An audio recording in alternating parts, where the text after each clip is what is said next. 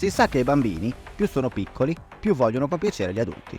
Se in alcuni paesi ricevono lodi quando prendono buoni voti, in altri si è orgogliosi di loro quando si comportano così. Anni di occupazione e di embargo hanno generato nei palestinesi rabbia e frustrazione. أنا بقرأ اليهود أنا بدي أهزمهم بالحرب بدي أهزمهم بدنا نفرجي اليهود إنه إحنا مش إنه إحنا مش شاطرين إحنا قوايا كمان. Eppure a quell'età è quantomeno strano che dei bambini siano già così arrabbiati per motivazioni politiche. Da dove nasce questa violenza?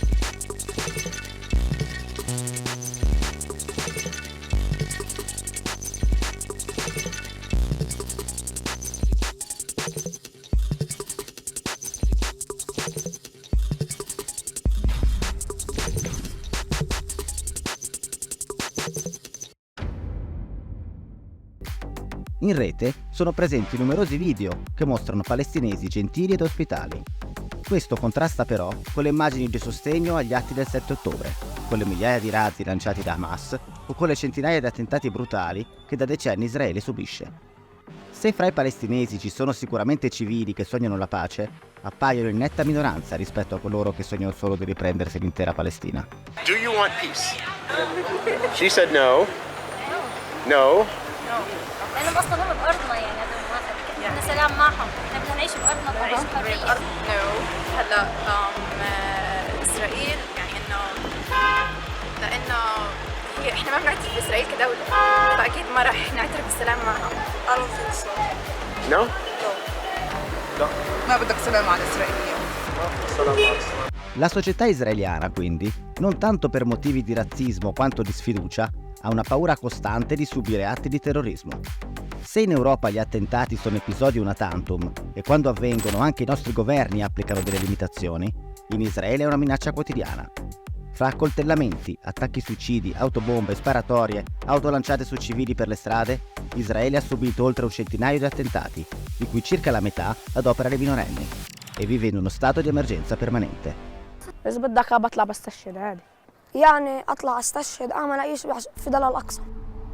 Ciò comporta necessariamente limitazioni delle libertà e controllo costante delle vite dei palestinesi, tutte cose che gran parte degli stessi israeliani non approva, ma permane la consapevolezza che se non vi fossero i controlli e i muri si lascerebbe aperta la strada a violenti raid terroristici. Ma quindi perché ragazzi poco più che bambini nutrono tanta rabbia? L'estremismo nazionalista è frutto di una precisa scelta educativa che la leadership palestinese porta avanti da oltre 40 anni.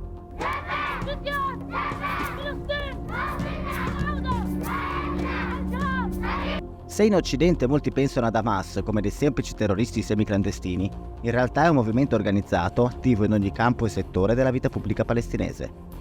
Oltre all'ala militare e politica, anche il mondo dei media è affiliato ad Hamas. Non è quindi difficile comprendere come negli ultimi anni la propaganda venga fatta con la consapevolezza tipica delle tecniche di guerra ibrida. Hamas utilizza due canali principali, l'agenzia di stampa Shebab News e il network televisivo Al-Aqsa TV. Quest'ultimo, oltre a fornire notizie e interviste ai miliziani, trasmette anche cartoni animati di propaganda e programmi educativi per l'infanzia, del tutto analoghi ai nostri show per bambini. A prima vista queste trasmissioni possono apparire innocui show educational, con scenografie colorate e pupazzi antropomorfi parlanti.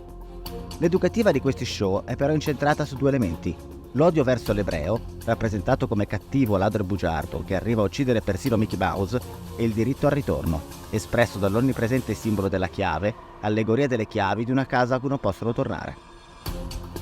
Questo messaggio agisce in modo pervasivo in menti così piccole e fa sì che il bambino impari a identificare il nemico sin dalla nascita e a ritenere non solo giusto, ma anche motivo di orgoglio, l'uccisione di ebrei.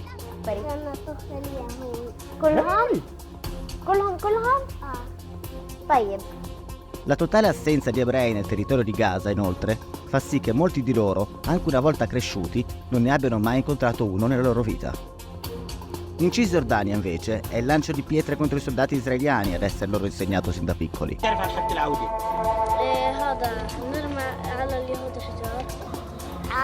عن طريق المقاومة في عمليات الطعن والدعس والطخ ورمي الحجار. Per un palestinese non è un crimine, ma un qualcosa di dignitoso. ed è entrato nella cultura palestinese come gesto naturale di resistenza. L'atto di lanciare le pietre è tramandato di generazione in generazione e viene utilizzato anche ai fini della propaganda. Il metodo è sempre lo stesso. Bambini piccolissimi vengono mandati in prima fila armati di pietre e incitati a lanciarle, per poi filmare e strumentalizzare le reazioni dei soldati, che appaiono sempre eccessive, essendo rivolte contro dei bambini. Se i soldati provano a fermarne uno o reagiscono, gli adulti intervengono per ribaltare le colpe sui soldati, accusati di arrestare dei poveri bambini innocenti. Generalmente vengono coinvolti bambini di 8-10 anni, perché Israele non riconosce responsabilità penale ai bambini sotto i 12 anni e dopo il fermo li rilascia. Ma il vero fulcro dell'educazione sono come ovunque nel mondo le scuole, in particolare quelle gestite dalla UNRWA. L'agenzia ONU è divenuta infatti parte integrante della rete di resistenza palestinese, al punto che uno dei suoi docenti è sospettato di aver custodito uno degli ostaggi rapiti il 7 ottobre e che il rinvenimento di armi negli istituti è cosa comune. Le scuole vengono utilizzate per spostare il baricentro ideologico delle nuove generazioni dalla ricerca della pace e della convivenza alla volontà di partecipare alla lotta armata, mantenendo viva la rivendicazione del diritto al ritorno. In questo modo si sono formate generazioni di palestinesi che odiano gli ebrei in modo viscerale e che vivono in un'eterna e rabbiosa attesa.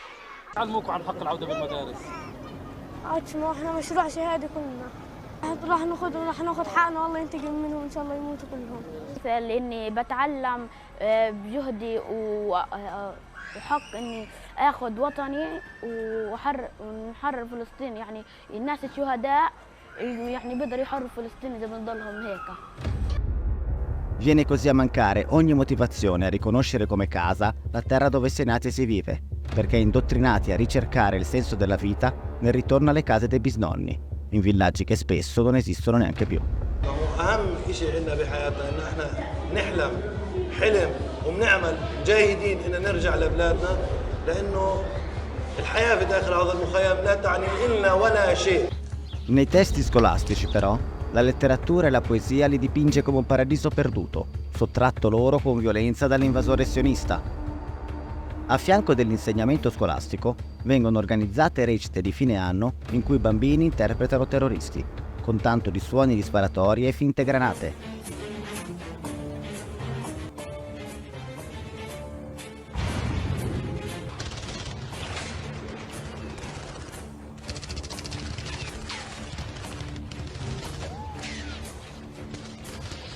مديرة نادي أشبال العاصفة وتعلم منهم البطولة ويضلهم مستمر في درب المقاومة وفي عندهم يعني كل طفل مستعد يكون مشروع شهيد.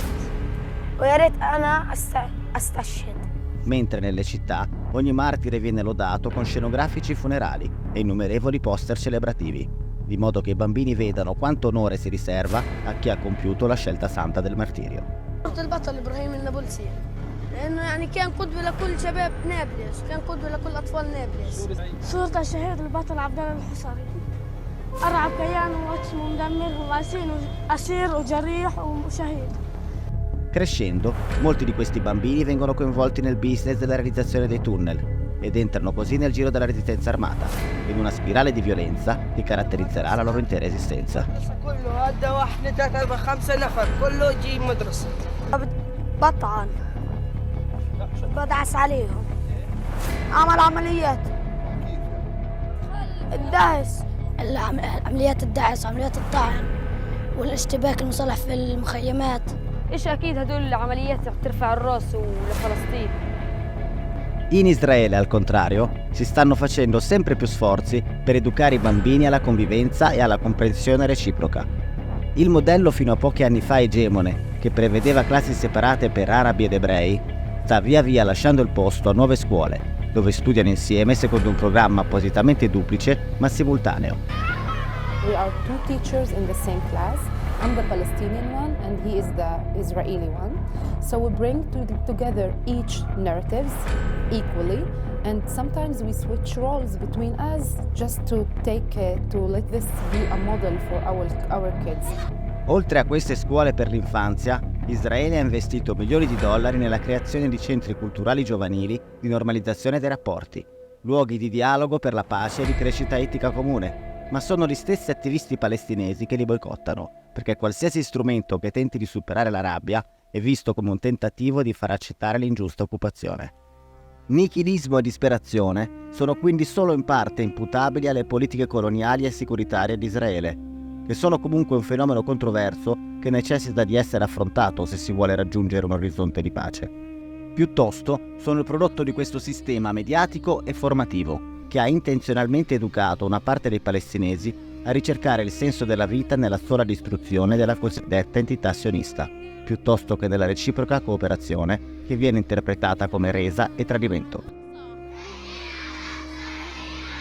مخيم مقاتل، مخيم مقاوم، مخيم يقدم الشهيد تلو الشهيد ومن جميع الأطياف ومن جميع الأعمار ومن جميع التوجهات.